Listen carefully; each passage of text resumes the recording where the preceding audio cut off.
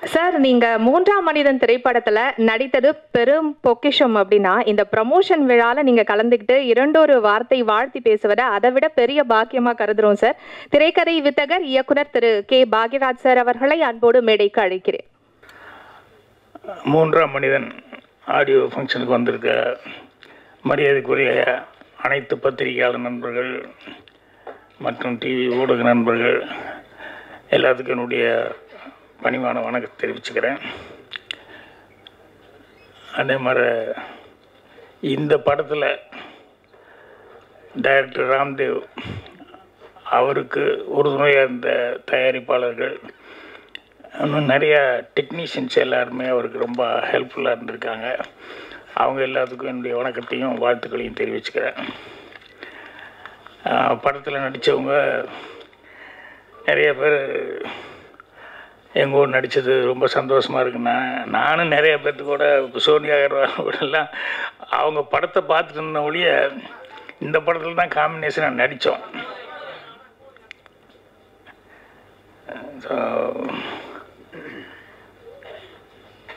இன்னைக்கு காலையில் இன்னும் இங்கே வந்திருக்க எல்லாருக்குமே நண்பர்கள் எல்லாருமே இதுக்கு ஃபங்க்ஷனுக்கு வந்திருக்கவங்க ராம்தேவ் சம்மந்தப்பட்டவங்க எல்லாத்துக்கும் என்னுடைய வணக்கத்தை தெரிவிச்சுக்கிறேன். காலையில் பேப்பர் படித்தப்போ ரொம்ப சந்தோஷமாக இருந்தது. என்னென்னா இந்த 2023 ஆண்டில் வந்து நல்ல பேர் வாங்கின டைரக்டர்ஸ் அப்படின்னு சொல்லி ஒரு பெரிய பட்டியல் போட்டிருந்தாங்க. கிடா டைரக்டர் வெங்கட், அப்புறம் நான் நடித்த டாடா அந்த படத்தினுடைய டைரக்டர் கணேஷ் பாபு, மந்திரமூர்த்தி அயோத்தி படம் பண்ணவர், அப்புறம் விநாயக் சந்திரசேகரன் குட் நைட் அந்த படம் பண்ணவர், விக்னேஷ் ராஜா போர் தொழில், ராம் சங்கையா தண்டட்டி அந்த வில்லேஜ் சப்ஜெக்டு, ராம்குமார் பாலகிருஷ்ணன் இப்போ பார்க்கிங்னு ஒரு படம், அப்புறம் அருள் செழியன் அவர் குயிக்கோ அந்த படம் பண்ணியிருக்காரு, அப்புறம் ஹரிகரன் ராம்னு சொல்லி ஜோன் ஒரு படம், இப்போ 1000 புட்காசுகள் ரிலீஸ் ஆகிருக்கு ரவி முருகையா. இவங்க எல்லாருமே இந்த வருஷத்தில் வந்து 2023 வருஷத்தில் நல்ல டைரக்டர்ஸ்ன்னு சொல்லி அறிமுகமானவங்க அப்படின்னு சொல்லும்போது தமிழ் இண்டஸ்ட்ரிக்கு ஒரு பெருமையான ஒரு சமாச்சாரம். என்னென்னா எப்போவுமே தமிழ் திரையை பற்றி சொல்லும்போது மற்ற லாங்குவேஜ் இருக்கிறவங்கெல்லாம் என்கிட்ட நேரடியாக கூட கேட்டிருக்காங்க. என்னென்னா இங்கே தான் வந்து புது டைரக்டர்களை இன்ட்ரடியூஸ் பண்ணுறது வந்து தைரியமாக புது ப்ரொடியூசர்களும் வருவாங்க, புது இயக்குநர்களை அறிமுகப்படுத்துறதும் இங்கே தான் அதிகமாக நடக்கும்.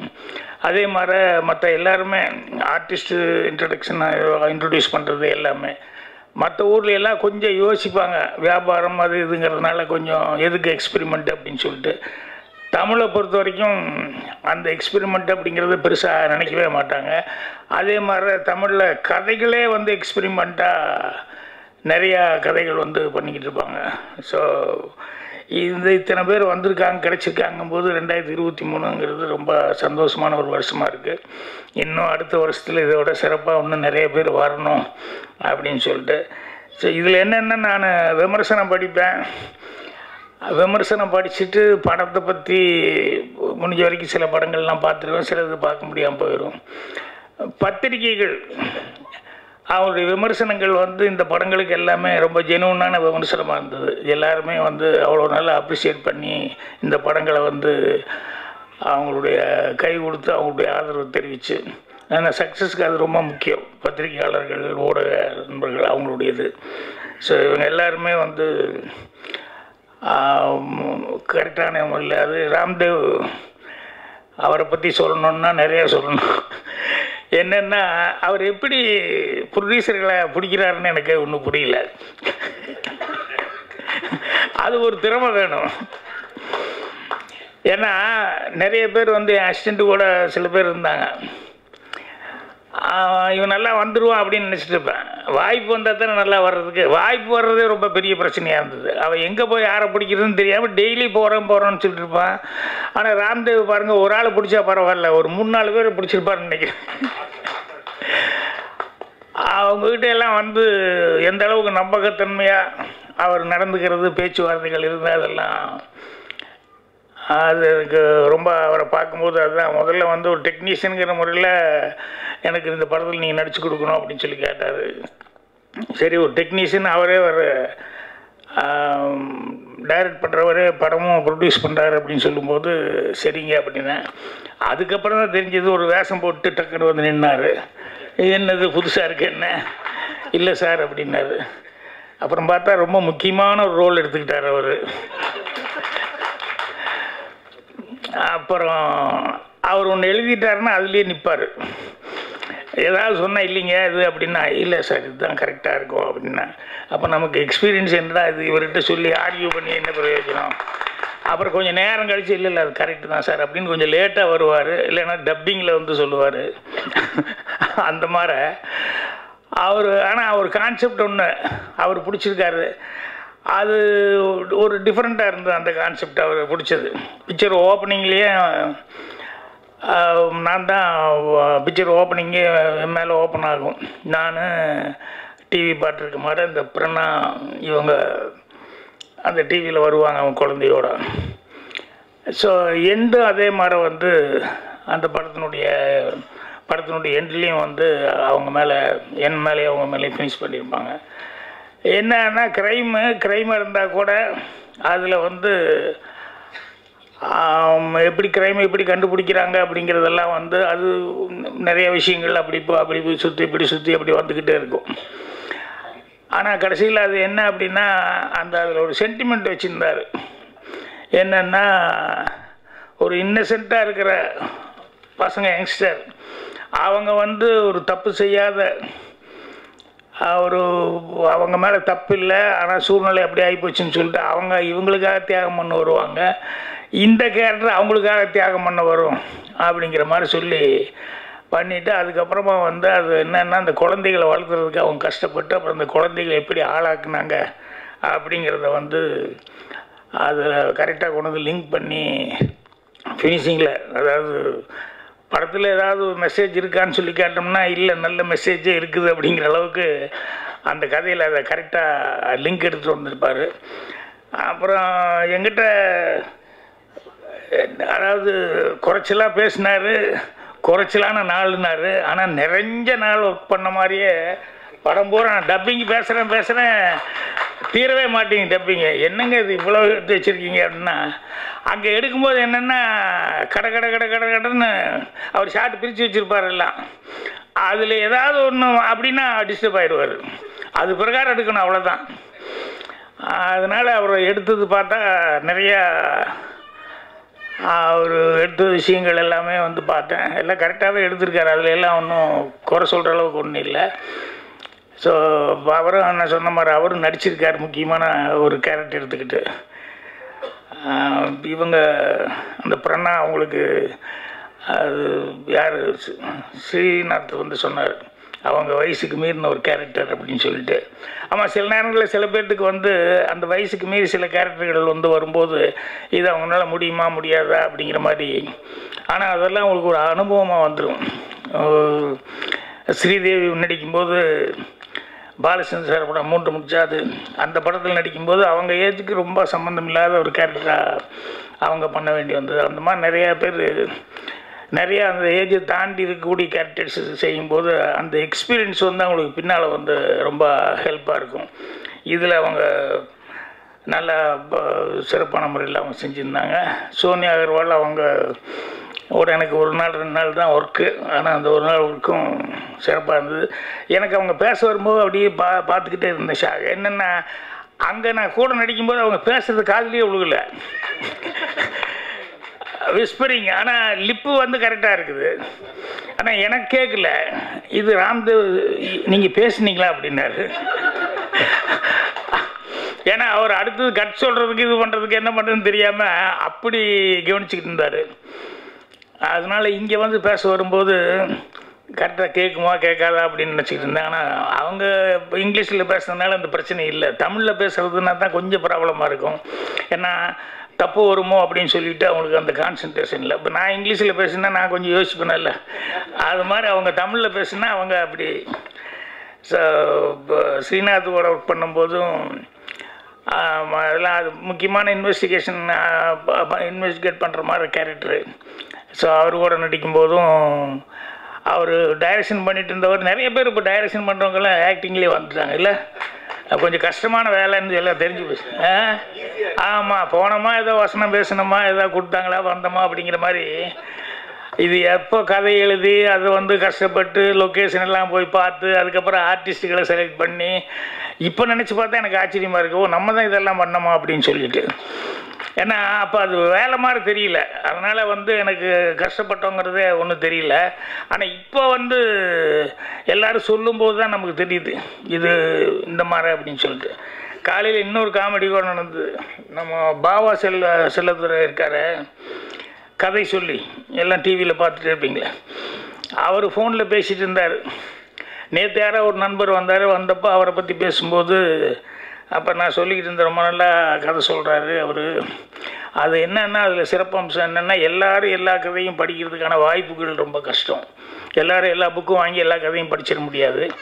ஆனால் நல்ல ரைட்டர்ஸு எழுதின நல்ல கதைகள் இருக்குது பாருங்கள், அந்த மாதிரி கதைகளாக செலக்ட் பண்ணி பாவா செல்லத்துறை வந்து அது ரெகுலராக வந்து அவர் சொல்லிகிட்ருக்காரு.